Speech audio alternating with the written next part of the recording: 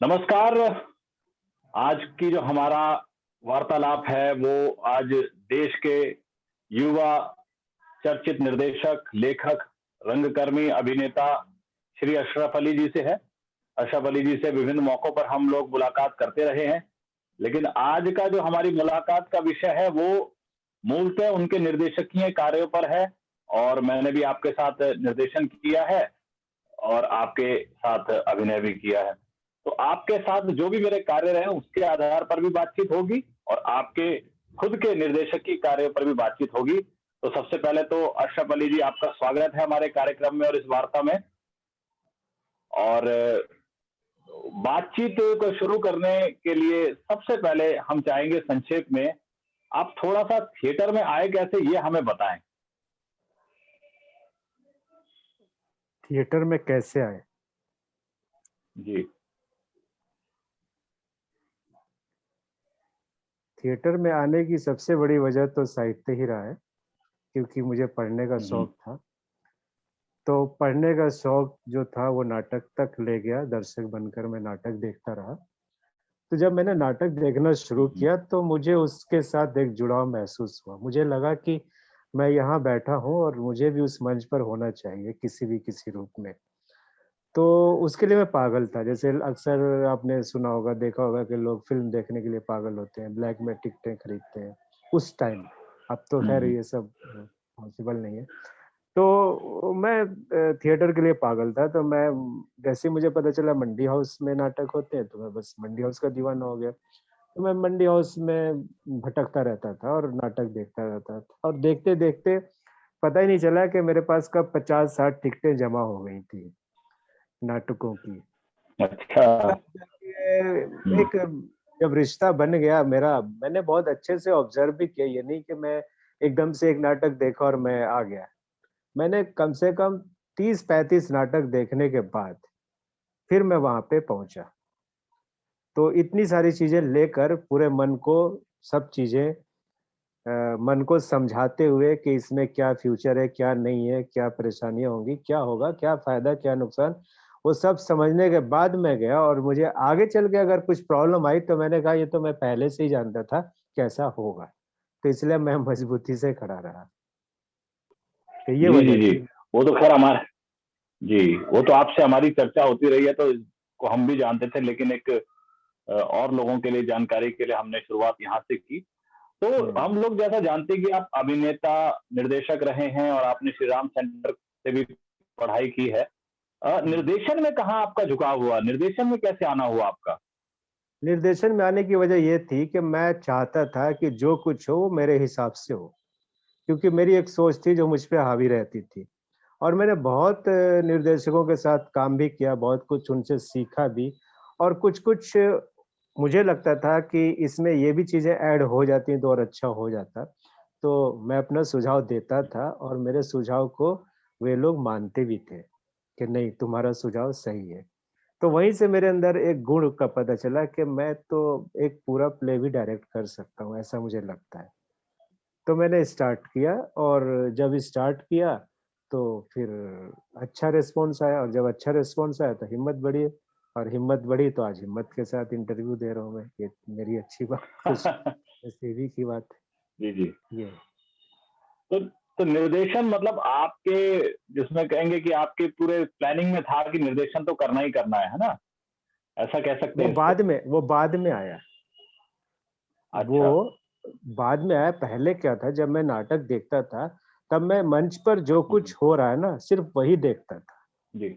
उसके पीछे हम्म। कौन-कौन लोग हैं, पता तो होता है कि इसके पीछे एक राइटर भी होगा, एक डायरेक्टर भी होगा, लेकिन जो सबसे ज़्यादा दिखता है मंच पर वो अभिनेता दिखता है, जो हम 1.5 घंटे का प्ले जी देख रहे जी। होते हैं। तो फ़ोकस हम्म। सारा वहीं पे था कि मुझे भी स्टेज पर आना है, मुझे भी एक्टिंग करनी है, मुझे भी तालियाँ बटोरनी है। वो चीज़ें लेकर मुझे स्टेज पे आई, सिर्फ़ इतना ही सोच, मतलब यही इतनी ही सोच थी, इससे ज़्यादा सोचा ही नहीं था, कि मुझे स्टेज पर आना है बस। मुझे वो स्टेज की रंग-बिरंगी लाइट लेनी है, मेकअप करवाना है, मुझे ये काम हम्म। करना है। और जब मैंने वो काम शुरू किया, थिएटर में आना, मंच पर आना, तो वहां से फिर मेरा एक दूसरा दिमाग कह लो या दिमाग की परत कह लो, वो खुलना शुरू हुआ कि यार इसके पीछे जो कैप्टन होता है वो भी हम्म। अच्छा काम है, उससे मनचाहा काम हम कर सकते हैं, मनचाही स्क्रिप्ट, राइट। मनचाहा निर्देशन कर सकते हैं। तो वहां से रास्ता खुला। उससे पहले ऐसा कुछ था नहीं कि मुझे निर्देशक ही बनना है, बस ये था कि मंच पर जाना है और एक टीम बनकर टीम का हिस्सा बनना है, ये था। राइट। तो वो कौन सा नाटक रहा होगा जो सबसे पहला आपने निर्देशित किया था निर्देशक की अगर जर्नी का? छोटे छोटे नाटक बहुत किए स्कूल्स में, हम्म। लेकिन 15 मिनट के 20 मिनट के नाटक बहुत किए। पब्लिकली भी बहुत नाटक किया कि गली मोहल्लों में स्टेज बन जाता था और कोई 26 जनवरी मना रहा है, कोई 15 अगस्त मना रहा है, तो वो मुझे बुला लेते क्योंकि वो जानते थे कि ये इस फील्ड में है, तो मुझे बुलाते थे कि हमारे स्कूल का एक एनुअल फंक्शन है, तो आप एक 10 मिनट का 15 मिनट का नाटक करा दीजिए। तो मैं करा तो देता था, तो वो मेरा निर्देशन था मतलब। लेकिन 2013 में मंडी हाउस में मैंने पहला प्ले डायरेक्ट किया था, ठीक है, जी। बच्चों के साथ। तो वहां से जी। एज ए डायरेक्टर मतलब मंडी हाउस में मैंने, वो मेरा पहला नाटक था। और उसके बाद फिर मुझे लगा कि मुझे और इस फील्ड में अब जाना चाहिए, बिल्कुल 100% अपने आप को समझाते हुए मैं वहां तक आया। तो ये था राइट। तो अगर हम कहें तो मेरा, वैसे देखा जाए तो पहला नाटक 2013 में था, बूढ़ी काकी, प्रेमचंद की कहानी। और 2001 में मैं थिएटर ट्रेनिंग लेकर पास आउट हो चुका था और 2002 तक मैंने थिएटर किया था, मतलब 1 साल और अलग अलग डायरेक्टर के साथ फ्रीलांस काम किया था। लेकिन 2002 के बाद मैंने थिएटर नहीं किया और 2013 में तो 11 साल एक लंबा अरसा होता है। और उस लंबे अंतराल के बाद जाकर मैंने एक प्ले डायरेक्ट किया था। तो उसके हम्म। पीछे मेरी सारी पढ़ाई, सब कुछ, इतना कुछ सीखने के बाद, अपने आप को तैयार करने के बाद, फिर मैंने सोचा कि अब मुझे फाइनली डायरेक्टर ही बनना है। ये थी मेरी एक फिर जी। वहां से वहां तक की जर्नी। राइट। तो आपने बताया कि जैसे आपकी निर्देशकीय जर्नी जो है अगर प्रोफेशनली हम्म, देखा जाए तो बाल रंगमंच के निर्देशन से शुरू हुई। और हम लोग हाँ, वैसे जानते हैं कि आपने बाल रंगमंच के अलावा जो हाँ, थिएटर है, जो प्रोफेशनल थिएटर है, उसमें भी बहुत हाँ, सारे नाटक आपने निर्देशित किए हैं। और आपके निर्देशन की खासियत क्या है कि आपने हर तरह के लोगों के साथ काम किया है। एक तरफ जहां बच्चों के साथ काम किया है, दूसरी तरफ हाँ, प्रोफेशनल एक्टर्स और टेक्नीशियंस के साथ भी काम किया है, और श्री हाँ, राम सेंटर और अन्य संस्थाओं में आप नए बच्चों के साथ उनको प्रशिक्षण देते हैं। तो ये जो तीनों तरह के जो काम है निर्देशन के, एक तरफ बच्चों का बाल रंगमंच, एक प्रोफेशनल एक्टर के साथ, और एक जो नए बिल्कुल अभी स्टार्टिंग कर रहे हैं अपनी थिएटर में, उनके साथ निर्देशित करना, ये तीनों अनुभवों के बारे में थोड़ा थोड़ा सा आप हमें प्लीज बताएं। बच्चों के साथ तो क्या होता है कि बच्चों को खेलने दो, उनको आप ब्लॉकिंग मत सिखाओ, उनको आप थिएटर मत सिखाओ, उनको खेलने दो। उनको खेलने में ही आपके सारे रंग निकल कर आ जाएंगे स्टेज पर। बस कहानी मालूम राइट। होना चाहिए, किरदार मालूम होना चाहिए। तो जब, हालांकि बाल रंगमंच तो एक टैग है कि ये बाल रंगमंच है, लेकिन जब मैंने शुरुआत की तब मैंने ये नहीं सोचा था कि ये बाल रंगमंच है। जब मैं अलग-अलग स्कूल में, जो पब्लिक स्कूल होते हैं, जब मैं जाता था और उनका एनुअल फंक्शन डिजाइन कर देता था, एक प्ले डायरेक्ट कर देता था, तब मैं ये नहीं सोचता था कि ये बाल रंगमंच है। तो जी। बच्चों के साथ काम करके बस ये था कि एक उनके साथ एक अलग ही एनर्जी आती है। उनको हम बस बोल देते हैं कि बेटा आपको यहाँ पे ना गुस्से में ये लाइन बोलनी है। बस तो वो तो हम्म। इतने सारे गुस्से की वैरायटी लाते थे कि उसमें डिसाइड करना मुश्किल हो जाता था कि कौन-सा रखना है, कौन-सा नहीं रखना है। प्योर होता है ना, बच्चों के जो एक्सप्रेशन होते हैं वो प्योर होते हैं। उनमें जी। कहीं कोई मिलावट नहीं होता है, कहीं उसमें स्टानिस्लॉवस्की नहीं होते। उसके बाद क्या हुआ कि ये तो हम्म। बच्चों का अपना, बच्चों के साथ मेरा अनुभव था जो काफ़ी अच्छा रहा और मज़ा भी आता है उनके साथ। अभी भी मौका मिलता है तो कर ही लेता हूँ मैं उनके साथ। उसके बाद यही बाल रंगमंच, बाद में पता चला कि अच्छा इसको बाल रंगमंच भी कहते हैं जब मंडी हाउस की भाषा में बोले तो। National school of drama, hmm. Hindi academy, इन्होंने बाल रंगमंच शुरुआत करी। तो डी एकेडमी के साथ मैं जुड़ा, बाकी साहित्य कला परिषद के साथ नहीं जुड़ पाया, एनएसडी के साथ नहीं जुड़ हम्म, पाया, लेकिन अकादमी ने जो बाल उत्सव किया तो वहाँ मैं जुड़ा। और वहाँ से फिर मेरी समझ और बढ़ी कि अच्छा, बाल रंगमंच ये होता है। जो अब तक मैं करता आ रहा हूँ वो भी था, लेकिन ये थोड़ा डिफरेंट है।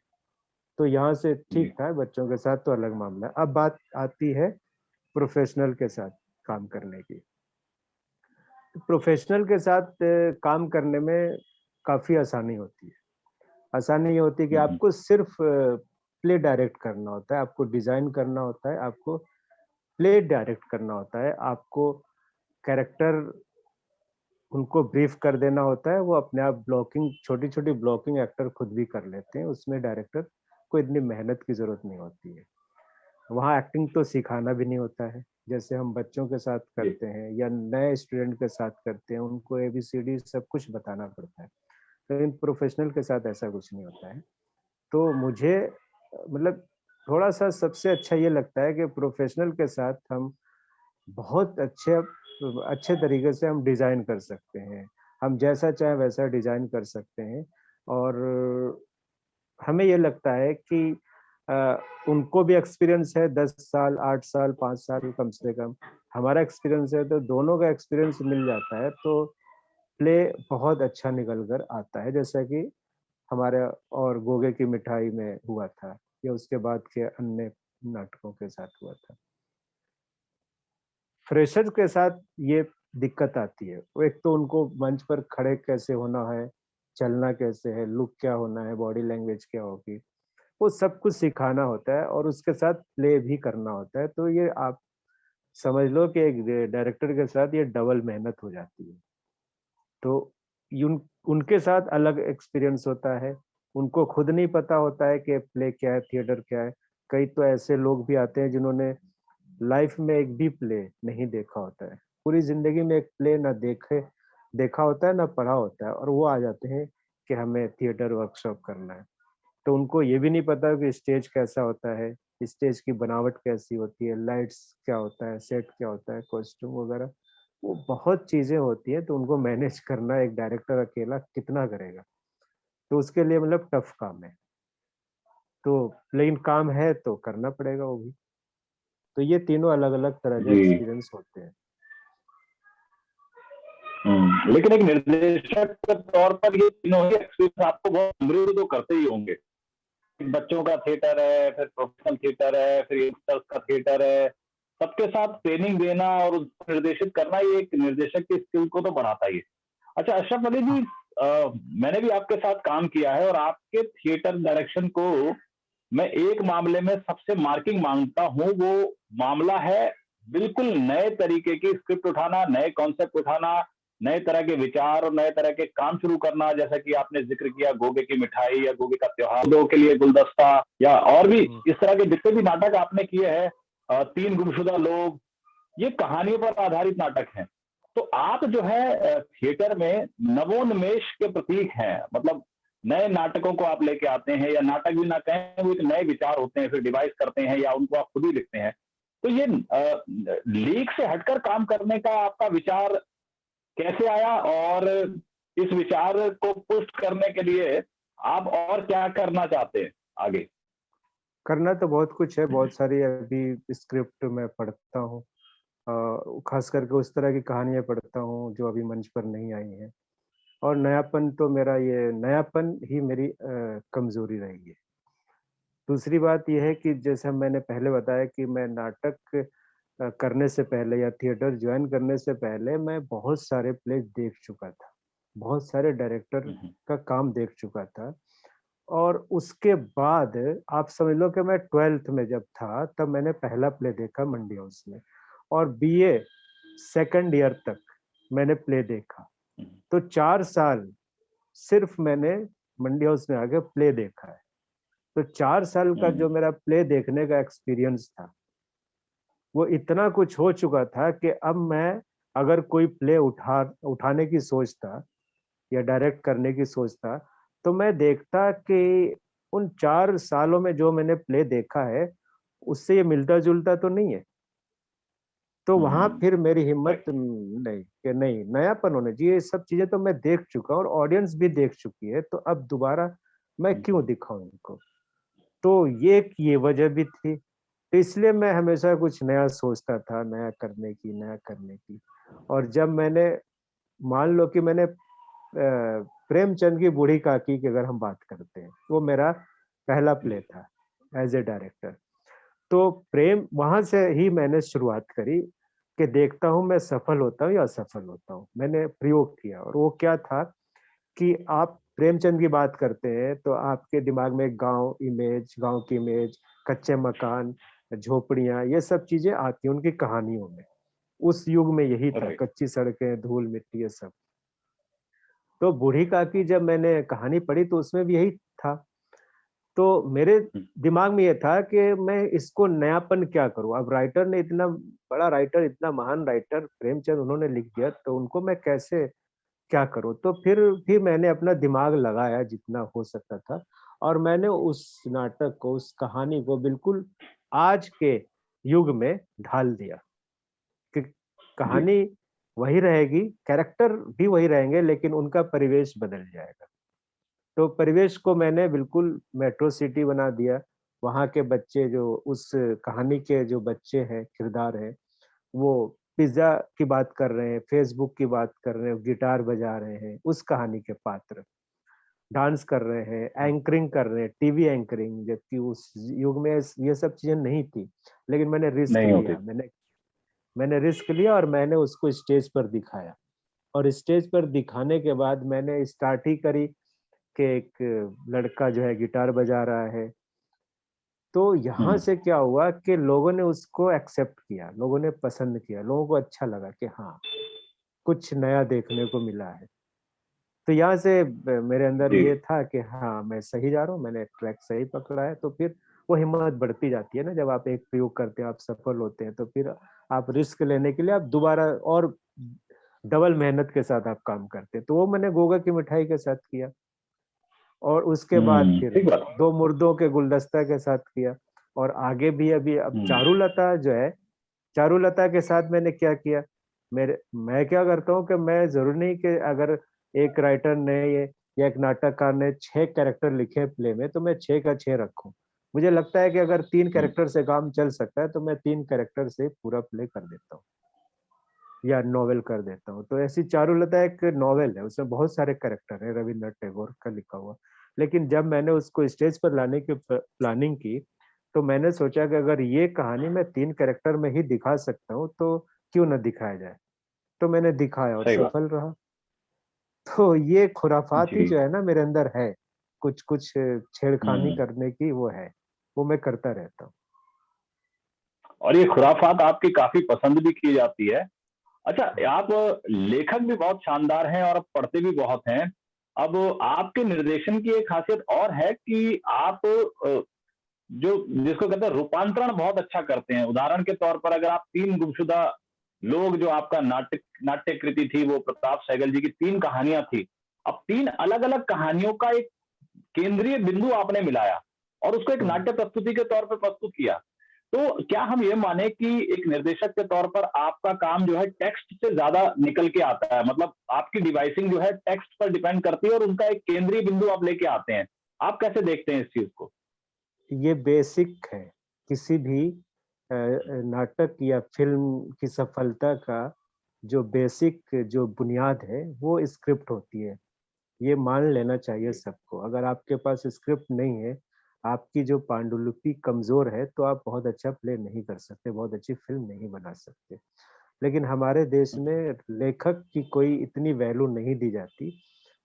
डायरेक्टर ही सारा क्रेडिट ले जाता है और वो सोचता है कि मैंने जो किया वही है, मेरे दम से ये नाटक हुआ या मेरे दम से ये फ़िल्म बनी है। जबकि सच्चाई ये नहीं है, जी। सच्चाई ये है कि एक लेखक ही बुनियाद है, आपकी सफलता-असफलता का। तो लेखक सबसे हम्म, बड़ा है। अगर बुनियाद मजबूत नहीं होगी तो आप लंबी या ऊँची इमारत नहीं बना सकते। तो मेरा जी। जो इस लेखक वाला जो 3 पक्ष गुमशुदा है, लोग। 3 गुमशुदा लोग, उसमें क्या है, उसमें मेरा लेखनीय जैसा कुछ है नहीं, लेकिन एक ये है मेरा कि एक राइटर ने 3 कहानियाँ लिखी, अलग-अलग कहानियाँ लिखी, अलग-अलग पत्रिकाओं में वो पब्लिश हो चुकी हैं। वो कभी मंच पर नहीं आई, ना एक साथ आई हैं और ना अलग-अलग आई हैं। और हो सकता है कि राइटर को भी नहीं पता होगा कि ऐसा कुछ हो सकता है कि ये स्टेज पर जी। आए या इनका एक नाटक भी बन सकता है। तो मैंने चूँकि एक मेरा पढ़ने का शौक है, मेरा अकेलापन उससे दूर हो जाता है, तो मैं पढ़ना शुरू करता हूँ और उसी सर्च में खोजबीन में मुझे वो कहानी एक मिली। अब एक कहानी मिली, अब मुझे दूसरी कहानी चाहिए थी। दूसरी ढूँढी तो वो भी मिल गई, फिर तीसरी चाहिए थी, तीसरी ढूँढी वो भी मिल गई। तो जब 3 कहानियाँ मिल गई, तब मुझे लगा कि इन तीनों को मिला के हम स्टेज पर ला सकते हैं, एक अच्छा प्ले तैयार हो सकता है। तो अब नामकरण भी होना चाहिए कि आप क्या नाम रखना चाहते हैं, तीनों कहानियों का नाम अलग-अलग है, तो किसी एक का नाम रखेंगे तो 2 के साथ नाइंसाफ़ी होगी या क्या रखें जो तीनों कहानियों को दिखा सके कि हाँ, मैं लीड कर रहा हूँ।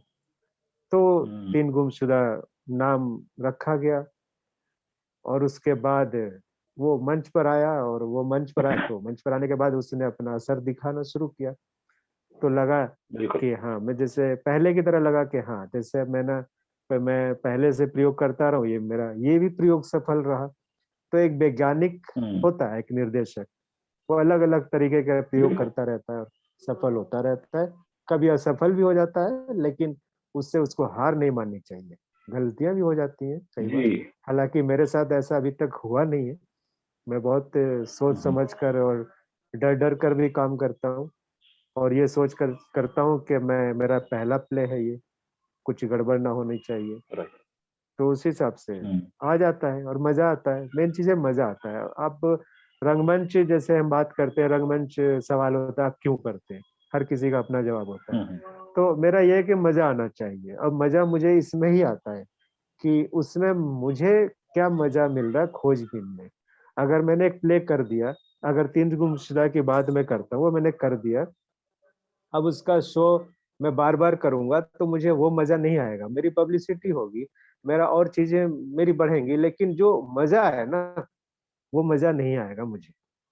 ठीक है ना? मैं फिर मज़े के लिए मैं एक दूसरी कहानी ढूँढता हूँ।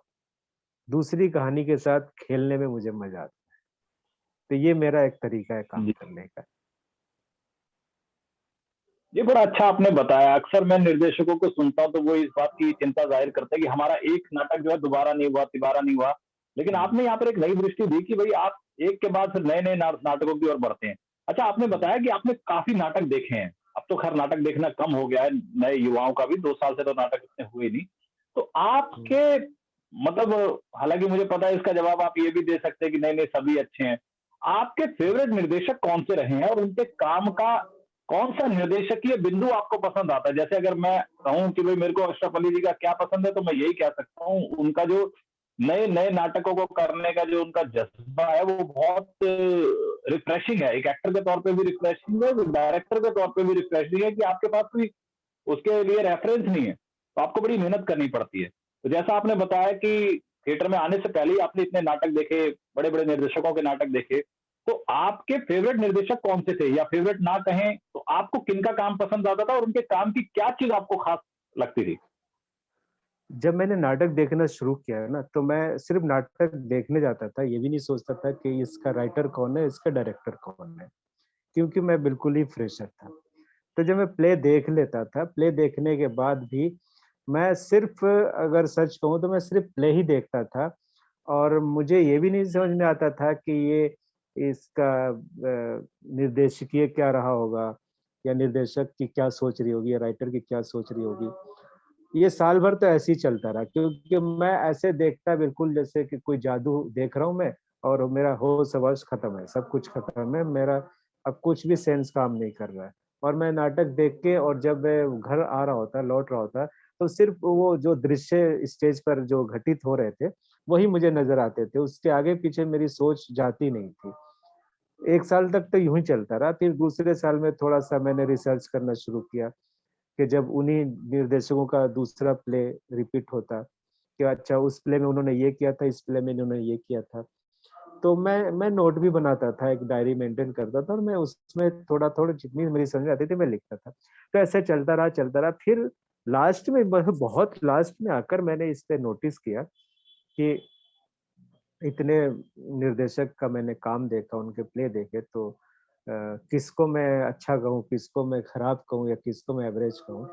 वहाँ तक तो नहीं पहुँचा लेकिन ये लगा कि कुछ लोगों के काम जो थे, उन्होंने मुझे दीवाना बनाया, खींचा अपनी तरफ। उनमें बीएम शाह का मैं नाम लेना चाहूँगा, स्वर्गीय बीएम शाह का प्ले जी। मैंने देखा। हुँ, रॉबिन दास, उनका प्ले देखा, उन्होंने हुँ, खींचा अपनी तरफ। और देवेंद्र राज अंकुर ने जो कहानियों का रंगमंच, कथा कोलाज शुरू किया, वहाँ से ही ये आइडिया जी। मेरे दिमाग में आया जो कहानियों का मैंने जो शुरू किया है, वो हालाँकि हुँ, आइडिया मेरा वहीं से आया। उनको देख के ही मुझे लगा कि उन्होंने राइट। कहानियों को कहानी की तरह ही स्टेज पे किया है, तो थोड़ा-सा उसमें हुँ, जोड़ते हुए मैंने सोचा कि कहानी को ही ड्रामेटाइज़ किया जाए। तो ये हुँ, उनके काम से मैंने सीखा और मैं प्रभावित भी हुआ हूँ। बापी बोस का काम मुझे अच्छा लगा, दिल्ली चलो। हुँ, तो उसके जी। बाद ये हैं 4-5 नाम हैं जिन्होंने मुझे खींचा अपनी तरफ। कुछ और भी थे जिनका नाम मुझे याद नहीं है लेकिन मैंने उनके प्ले अच्छा लगा। हो सकता है मुझे जी, जी। इतना नाम ध्यान नहीं आ रहा हो इस टाइम। तो ये वो दौर था राइट। जब थिएटर का स्वर्ण काल था, मुझे लग रहा है कि मैंने वो देखा था। उसके बाद हुँ, हुँ, ठीक है, अभी भी अच्छा चल रहा है, काफ़ी लोग मेहनत से कर रहे हैं, अच्छा कर रहे हैं, लेकिन ज़्यादातर मुझे दुःख इस बात का होता है कि ज़्यादातर निर्देशक जो है वो अपनी पहचान इसलिए नहीं बना पा रहे हैं क्योंकि वो नया कुछ करना ही नहीं चाहते, वो करते ही नहीं है, वो रिपीट करते हुँ, रहते हैं या पुराने काम को ठीक ही बात। वो रिपीट करते हैं, वो दूसरों के काम को रिपीट करते रहते हैं। तो हुँ, जिसकी वजह से उनको भी या जो भी है उनकी अपनी एक समझ है, उनके साथ वो काम कर रहे होते हैं। फिलहाल वो काम कर रहे हैं और रेगुलर काम कर रहे हैं। तो ये था, मेरा तो तो ये नए था। निर्देश हुँ, जी, हाँ। जी, जी। बोलिए, बोलिए अपनी बात पूरी कर लीजिए। तो मेरा यही तरीका था और इस तरीके पे मैं चलते हुए मैं हुँ। काम कर रहा हूँ। तो इन अब दिनों आप नए और युवा निर्देशकों के भी काम को आपने देखा होगा, तो हुँ। क्या उनसे आपको ये शिकायत है कि हाँ, वो नए तरीके का काम नहीं करते या उनमें से भी कुछ लोग आपको प्रॉमिसिंग लगते हैं कि ये लोग अच्छा काम कर रहे हैं या इनके अंदर एक अलग तरह की क्षमता है, ये कुछ आगे कर सकते हैं थिएटर को लेके, रंगमंच निर्देशन में? कुछ हैं, अच्छे भी हैं और अच्छे तो सभी हैं ख़ैर, लेकिन कुछ हैं जो जुनूनी हैं, जो कुछ नया करने की कोशिश करते रहते हैं। और कुछ ऐसे भी हैं जो कुछ नया जी, करने की कोशिश में ना नया कर पाते हैं, ना पुराना कर पाते हैं। ये भी हो रहा है। राइट। तो ज़्यादा हुँ, एक्सपेरिमेंट बिल्कुल। भी ठीक नहीं होता है। तो हुँ, हुँ। कर रहे हैं, नए लोग भी अच्छा काम कर रहे हैं और उसमें से अभी अभी प्रॉब्लम जो ये आ रही है, जो मैं देख पा रहा हूँ कि एक रंगकर्मी 100% डिसीज़न नहीं ले पा रहा है कि मुझे 100% डायरेक्शन करना है या 100% एक्टिंग करनी है। ये भी एक कन्फ्यूज़न है। कभी सही वो बात। एक्टर बन जाता है, कभी वो हुँ, डायरेक्टर बन जाता है, कभी दोनों बन जाता है। तो उसका भी असर पड़ता है, हुँ, क्योंकि ये मैंने देखा है। उसका असर बिल्कुल। पड़ता है, वो पूरी तरह से अब चुनौतियाँ इतनी सारी हैं कि स्ट्रगल इतना हो रहा है कि अभी जो मिल रहा है काम, जो सामने आ रहा है उसको कर लो। बाद में होगा, जो जी, होगा देखा जाएगा, अभी जो मिल रहा है। तो ये है, एक्सपेरिमेंट करना चाहिए, चाहे आप कुछ भी करें, चाहे आप एक्टिंग भी करें, एक्टिंग या डायरेक्शन करें, लाइटिंग करें, कुछ भी करें, तो आपकी अपनी एक पहचान तो बननी चाहिए, अपना स्टाइल तो ज़रूरी है। गालिब के बारे में यही कहा जाता है, भले उनके शेरो शायरी कुछ लोगों को समझ में नहीं आते, कुछ लोगों को आ जाते हैं, लेकिन उनका अंदाज़ तो हुँ, बिल्कुल निराला था। तो नो वो डाउट, ज़रूरी है, सही बात। अंदाज़ होना हुँ, चाहिए, अंदाज़ अंदाज़ होना ज़रूरी चाहिए, है। कहने का कोई हाँ, कहने की हुँ, कोई क्षमता होनी चाहिए ना, तभी तो वो हुँ, टेक्स्ट से फिर निर्देशक का भी तो उसमें कुछ कंट्रीब्यूशन होगा। उस दिन हुँ, मैं बापी बोस जी का एक नाटक देख रहा था, तो उनका हुँ, नाटक जो है मोस्टली डिज़ाइन और लाइट्स पर चलता है, मतलब उनकी खासियत हाँ, है उनके निर्देशन की। तो वो इस हुँ, बात से हुँ, नाराज़ थे कि भई उनको संस्था ने लाइट और वो चीज़ प्रोवाइड नहीं की, तो उनका यही कहना था कि भई मैं अगर आषाढ़ का एक दिन कर रहा हूँ, तो ये तो मोहन राकेश का है। है ना? इसमें मेरा जो काम है वो लाइट और डिजाइन के थ्रू एंटर करेगा। अब अगर आप मुझे वो इक्विपमेंट ही नहीं देंगे लाइट और डिजाइनिंग के, तो मेरा काम तो कुछ रह ही नहीं गया, फिर तो आप उसकी भी नाट्य पाठ करा लेते। तो जो आपने बात की उसी के साथ ये जोड़ रहा था। अच्छा, अभी आने वाले समय में किन नाट्य कृतियों पर आप काम कर रहे हैं, या जब भी खुलेगा अच्छे से फुल स्केल पर खुलेगा तो कौन से नाटक या कौन से कॉन्सेप्ट आप करना चाहेंगे? 2-3 है जो बिल्कुल अलग हटकर है। एक तो जैसे हम 3 गुमशुदा लोग की बात करते हैं, तो उसी से जी, जी, मिलता-जुलता जी। एक कॉन्सेप्ट है मेरे पास और उसमें 3 अलग-अलग कहानियाँ हैं और 3 अलग-अलग राइटर हैं। यहाँ 3 गुमशुदा में तो एक ही राइटर और उनकी 3 कहानियाँ थी। अब दूसरा हुँ, जो हुँ, मेरे पास आने वाला है, वो ये है कि राइटर 3 हैं, कहानियाँ 3 हैं। हुँ, उन तीनों को मिला के मुझे एक प्ले तैयार करना है और स्टेज पर होना है और तीनों में सबसे जो जो वो कौन-सी चीज़ है जो तीनों को जोड़ती है, वो मैंने राइट। ढूँढा है। केंद्रीय बिंदु। हुँ, हुँ, केंद्रीय बिंदु को ढूँढा है तीनों में कि ये इसमें भी ये चीज़ है, इस कहानी में भी ये जी। बात है और इस कहानी में भी सेम चीज़ है। अब इस केंद्रीय बिंदु को जोड़कर हुँ, मुझे एक नया एक्सपेरिमेंट करना है, एक तो ये है। दूसरा ये है कि एक और नाटक है, सुरेंद्र वर्मा का बिल्कुल अभी नया है वो, तो उसमें पूरा वर्ल्ड जी, है। पूरा वर्ल्ड को राइट, मुझे स्टेज पर दिखाना है। पूरे वर्ल्ड को मैं कैसे हुँ, दिखाऊँगा और उसमें क्या-क्या एलिमेंट मैं यूज़ करूँगा, उसमें कुछ डिफरेंट करना चाहता हूँ मैं कि अगर 70% स्टेज पर एक्टर हो तो 25% एक्टर जो ऑन स्क्रीन हो। स्क्रीन और स्टेज दोनों को मिक्स करके मैं उस प्ले को डिज़ाइन करने की प्लानिंग कर रहा हूँ, कि एक एक्टर तकनीकी स्टेज प्रयोग पर मतलब। हाँ, एक एक्टर हुँ, सपोज़ कि एक एक्टर स्टेज पर खड़ा है और वो किसी से बात कर रहा है फ़ोन पर। तो दूसरा जी, कैरेक्टर जो है, वो दूसरे स्पॉट में नहीं होगा, वो दूसरा कैरेक्टर होगा साइक्लोरामा पे और उसके हाथ में फ़ोन राइट, होगा और वो उसको जवाब दे रहा है। उसने बोला कि हेलो, क्या हो रहा है वहाँ पर? उधर से उसने रिप्लाई हुँ, करना है कि यहाँ सब कुछ ठीक है, तुम अपना सुनाओ। ये एक राइट। थोड़ा-सा मैं इसमें टेक्नोलॉजी को तो थोड़ा ये और सारा लाइव, स्ट्रॉन्ग रूप से हाँ, लाइव ये लाइव मतलब चलेगा सारा ना? मतलब उसी स्टेज समय पर पर जो नहीं, स्टेज पर ऑन जो ऑन द एक्टर स्पॉट होगा होगा। स्टेज हाँ पर जी, एक्टर होगा वो तो लाइव होगा, लेकिन जो स्क्रीन पर होगा वो तो राइट। रिकॉर्डेड होगा, वो शूटेड होगा। अच्छा, वो रिकॉर्डेड, हाँ, राइट। वो रिकॉर्डेड होगा। वही मैंने कहा क्या पता कुछ और नई टेक्निक आप ले आए कि वो भी नहीं, लाइव चल रहा है वहाँ पर अपने स्टेज पर, उसकी भी शूटिंग चल रही है उसकी भी। तो यही मेरा सवाल था। अब लगभग हम हाँ, अपने साक्षात्कार के अंतिम चरण पर हैं, हालाँकि आपका बहुत काम है, अभिनय से लेके निर्देशन में लेके, राइटिंग पे लेके, नाट्य रूपांतरण में लेके, और आप बहुत कम लोग शायद जानते होंगे, आप रंगमंच व्यवस्थापक भी बहुत अच्छे हैं, बहुत सारे इवेंट भी आपने कोऑर्डिनेट किए हैं। किसी दिन उस पर भी चर्चा करेंगे। जाते-जाते बस एक अंतिम सवाल है कि एक निर्देशक का अभ्यास क्या हो सकता है? अक्सर लोग कहते हैं कि भई निर्देशन तो करना है, लेकिन निर्देशन की जैसे जैसे सिंगर का अभ्यास होता है, तबला वादक का अभ्यास होता है, कंपनीस्ट का अभ्यास होता है, एक्टर्स का और निर्देशकों का अभ्यास नहीं हम लोग डेवलप कर पाते। क्या आपको लगता है इसका कोई अभ्यास है? या जीवन नहीं ही अभी इसका अभ्यास है? या कौन-कौन सी चीज़ों का ज्ञान निर्देशक को होना चाहिए? जी, जी। वो सब चीज़ें हैं जैसे कि अभिनेता का अभ्यास भी है, वो भी है, रियाज़ भी है उसके लिए तो बहुत ज़रूरी है। उसको तो अपनी हुँ, बॉडी हुँ, पे, अपनी आवाज़ पे, वॉइस पे सारा ही काम करना होता है। बाकी कुछ चीज़ें जो हुँ, सिमिलर हैं, दोनों के लिए हैं। अब अगर रंगकर्मी हैं, तो उसमें आप अभिनेता हो हुँ, या आप निर्देशक हो या आप लाइट डिज़ाइनर हो, अगर आप स्टेज से रिलेटेड हैं, कुछ भी काम कर रहे हैं, तो वो लगभग मेन मुद्दा आ जाता है कि आप सब एक जैसे ही काम करते हैं, तो आपको नाटक हुँ, देखना भी चाहिए, ये भी एक रियाज़ में आता है और ज़रूरी नहीं होता जी, है कि नाटक हम उसका देखें जिसको हम अपने से बड़ा मानते हैं। नाटक हमें उसका भी राइट, देखना चाहिए जो आपको गलतफ़हमी है कि वो आपसे छोटा है, हो सकता है वो आपसे छोटा ना हो, टैलेंट में आपसे बड़ा हो, राइट। लेकिन आप गलतफ़हमी में जी रहे हो कि अभी तो बच्चा है, अभी तो छोटा है, अभी तो कॉलेज में पढ़ता है, अभी क्या कर लेगा वो? या अभी तो मैं हुँ, तो हुँ, इतने बड़े स्कूल से पास आउट हूँ, वो तो छोटे एक्टिंग स्कूल से पास आउट है। ये सब गलतफ़हमियाँ लोग पाल के बैठे हुए होते हैं, जबकि गलत है। आप एक नाटक देखने जा रहे हैं बस, उसमें क्या अच्छा है, क्या बुरा है, वो आप देखने के बाद ही तो आपको डिसीजन लेना चाहिए। पहले आप कैसे मान लेते हैं कि वो उसका प्ले मैं क्यों देखूँगा? उसमें मिलेगा क्या देखने को? ऐसी सोच नहीं होनी चाहिए। तो जो अभ्यास की बात है वो ये है कि मैं अपनी बात करता हूँ तो मैं नाटक देखता रहता हूँ। जब भी मुझे टाइम मिलता है मैं नाटक देखता हूँ। चाहे किसी का भी हो, मैं ये सोच के नहीं जाता कि उसका होगा इसलिए देखूँगा।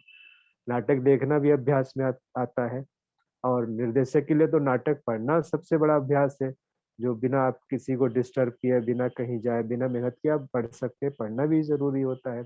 इसके साथ-साथ आप बैठकर अकेले में जो आपके पास स्क्रिप्ट है, उसको लेकर आप सोच तो सकते हैं कि इसको मैं कैसे डिज़ाइन करूँगा? कहाँ से सीन क्या होना चाहिए? क्या ब्लॉकिंग होनी चाहिए? बैकग्राउंड में क्या मुझे रखना है? जैसे कथा एक कंस की बात करता हूँ मैं, तो मैंने कथा एक कंस को जब किया, तो मैंने उसमें पीछे 5-6 पुतले खड़े किए, मुखौटे लगा के। एक्टर थे वो लेकिन मैंने उनको मुखौटा दिया और उनको पुतले खड़े किए। तो जी, वो मैंने मेरा देखा था। सिग्नेचर है। तो एक डायरेक्टर को हम्म। सिग्नेचर करने आना चाहिए कि ये मेरा सिग्नेचर है। जैसे हम्म। बापी बॉस की बात करते हैं तो लाइट एंड साउंड के बिना उनको मजा नहीं आएगा कि मैं फिर दिखाऊंगा क्या, मैं अपनी क्रिएटिविटी कैसे दिखाऊंगा। तो उनका सिग्नेचर है, सही तो बात। हर डायरेक्टर का अपना एक सिग्नेचर तो होना चाहिए। अब आप सेम हम्म। सिग्नेचर तो हर प्ले में करेंगे नहीं, सिग्नेचर भी तो अलग राइट। अलग होना चाहिए, अलग अलग रंगों की होना चाहिए। तो हम्म। सिग्नेचर की तलाश स्क्रिप्ट को देखकर, उसमें विरोधाभास भी होता है, मन में द्वंद भी चलता है कि ये रखूंगा, तो एक मन कहता है नहीं ये मत रखो, ये रखो। तो ऐसे चलता है, तो ये हम्म। उसका एकांतपन में ही वो उसका मंथन चलता रहता है, ये अभ्यास में ही आता है। तो ये है, अभिनेता का अलग है, निर्देशक अलग है और कुछ चीजें दोनों की मिक्स है, वो करते रहना चाहिए। राइट। तभी आपको भी अच्छा लगेगा और दर्शकों को भी अच्छा लगेगा और सबको अच्छा लगेगा। जी। तो बहुत बहुत धन्यवाद। कहने से पहले हमारी हुँ। जो संक्षिप्त वार्ता हुई, इसमें कोई अगर ऐसी बात रह गई हो जो आप अपनी तरफ से कहना चाहते थे और मैं इन हुँ। सवालों में नहीं पूछ पाया, निर्देशक के संदर्भ में या निर्देशकीय के संदर्भ में या नाटकों के संदर्भ में या उसके अलावा भी कोई बात, तो जरूर कह सकते हैं आप भी।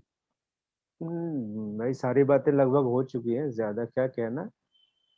बातें जी। तो कभी खत्म नहीं होने वाली हैं, बातें बहुत सारी होती हैं और जी। समय-समय पर बातों का अपना एक जो जी। विषय होता है, वो बदलता भी रहता है। बस ये है कि जी। जी। जी। नाटक आप चाहे अभिनय कर रहे हो या चाहे निर्देशन कर रहे हो, तो ये मत सोचिए कि ये मेरा नाटक है, वो आपका नहीं हम्म। है। वो आप जी। एक बस। पेड़ बना रहे हैं, आप एक पौधा लगा रहे हैं हम्म।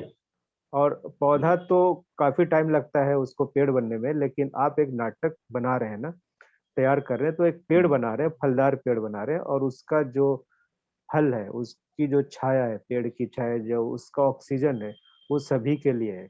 तो उसका फल जी। खट्टा है कि मीठा है, उसकी जो छाया है, वो कितनी छाया है, कितने उसमें पत्ते हैं, कितने फूल हैं, ये आप डिसाइड मत कीजिए। हम्म। ये वहाँ के जो मुसाफिर हैं, यानी दर्शक जो हैं, राइट। उनको डिसाइड करने दीजिए कि इस नाटक का हम्म। मतलब ये नाटक जो है, जैसे ये पेड़ खट्टा फल दे रहा है या मीठा फल दे रहा है, ये छाया मीठा दे रहा फल है या दे रहा नहीं है दे जी। रहा है।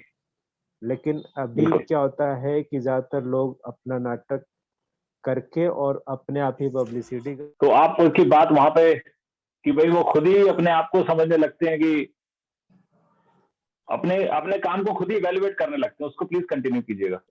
हाँ, सीधी-सी बात है कि आप मत डिसाइड कीजिए कि मेरा प्ले कैसा रहा। आप शाम को शो करते हम्म। हैं, रात को शो करते हैं, 8 बजे, साढ़े 8 बजे शो खत्म होता है और 9 बजे तक आप सोशल मीडिया पे आप हल्ला मचा देते हैं कि हाँ, मेरा सफल शो।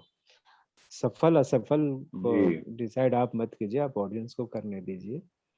इससे क्या होता है कि हम्म। आपकी गरिमा जो है और कमज़ोर हो जाती है। आप निर्देशक हैं, निर्देशक होना कोई छोटी-मोटी बात नहीं है। तो गरिमा बनाए रखें। जी। मेरा क्या होता है, मेरा एक प्ले करके मैं तो आके के चुपचाप खाना खा के सो जाता हूँ। मुझे पता नहीं चलता क्या हुआ है, वो तो हम्म। एक काम था मैंने कर दिया, मैंने एक पेड़ लगा दिया, उसका क्या मैंने स्वाद दिया, क्या फल दिया, वो तो लोग करेंगे डिसाइड, उसमें टाइम लग जाता है। ठीक बात। जी, ये बात थी। तो और बेसिकली आपके, हाँ, जी जी जी, तो बेसिकली आप यही कह रहे हैं कि निर्देशक की एक गरिमा भी है, निर्देशक का एक बहुत बृहत काम काम है, जिसमें जी, उसको तमाम चीजों से लेकर, राइटिंग से लेकर, नाटक देखने से लेकर, जिंदगी को एक्सपीरियंस करने से लेकर, और लगातार अपने आप को अभ्यास में रखना चाहिए। और आपके काम जी, की जो विशेषताएं रही हैं भाई, सृजनशीलता और पढ़ना, लिखना, देखना, नए कामों को खोज के लाना, और तमाम तरह के लोगों के साथ काम करना। जैसे कुछ डायरेक्टर हम देखते हैं बड़े सिलेक्टिव होते हैं कि वो किसी किसी तरीके के लोगों के साथ काम करते हैं, प्रोफेशनल लोगों के साथ ही काम करते हैं, कुछ का कहना है कि हम अमेचर्स के साथ ही काम करते हैं। तो अशरफ अली जी, बहुत अच्छा लगा आपसे बात करके। ये एक औपचारिक अनौपचारिक मतलब दोनों तरह की बातचीत थी। इसको हम लोग ऑनलाइन मीडियम पर कर रहे थे, तो बहुत सारा जो पीछे की ध्वनियां भी आ रही थी वो भी बहुत सुंदर सुंदर लग रही थी। यही खूबसूरती है ऑनलाइन मीडियम की, कि बहुत सारी चीजें हमारे नियंत्रण से बाहर होती है, लेकिन वो भी एक माहौल में एक ऐड कर रही होती है, मतलब जोड़ रही होती है कुछ। तो आपका हुँ, बहुत बहुत धन्यवाद, हमारे इस कार्यक्रम में आप शामिल हुए और एक दोस्ताना तरीके से शामिल होते हैं, और बहुत अच्छी अच्छी हमारी बातें होती हैं। और आगे भी किसी मुद्दे पर आपसे जरूर मिलेंगे। आपने हमें अपना समय दिया और बहुत सुंदर सुंदर बातें बताई, बहुत अच्छी बातें बताई। बहुत बहुत धन्यवाद, बहुत बहुत शुक्रिया आपका। बहुत-बहुत धन्यवाद। शुक्रिया हिम्मत जी, आप